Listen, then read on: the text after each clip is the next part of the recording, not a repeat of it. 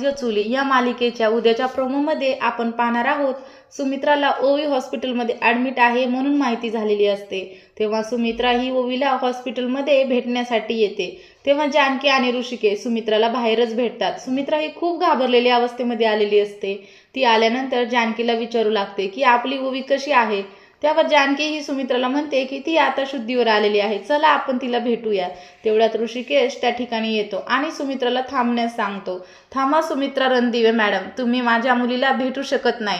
जो त्रास मला तुमच्यापासून दूर झाल्यानंतर झाला आहे तो त्रास मला आता माझ्या मुलीला होऊ द्यायचा नाही। पुढे ऋषिकेश सुमित्राला म्हणतो की तुम्ही त्या ठिकाणावरून गेलात तरी चालेल।